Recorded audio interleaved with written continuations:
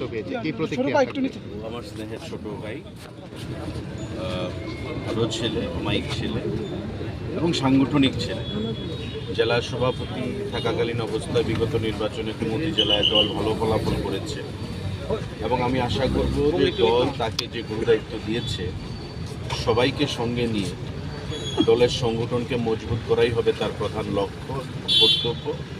এবং 28 সালের নির্বাচনে আমাদের দল মাননীয় মুখ্যমন্ত্রীর নেতৃত্বে যে কাজগুলো ইতিমধ্যে ত্বরান্বিত করেছে বিগত কয়েক বছরে, সাংগঠনিকভাবে সেগুলোকে মানুষের কাছে পৌঁছে দেবে এবং আগামী 28 সালের নির্বাচনে দলকে পুনরায় ক্ষমতাসীন করতে একটা গুরুত্বপূর্ণ ভূমিকা পালন করবে।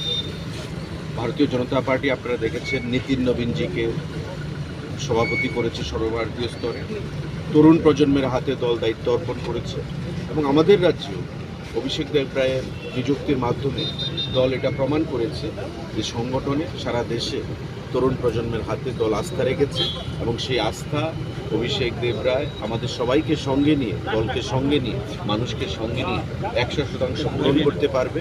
আগামী দিনে দলকে আবার পুনরায় ক্ষমতায় প্রতিষ্ঠিত করতে মাননীয় মুখ্যমন্ত্রীকে সঙ্গে নিয়ে, সবাইকে সঙ্গে নিয়ে একটা গুরুত্বপূর্ণ ভূমিকা পালন করবে।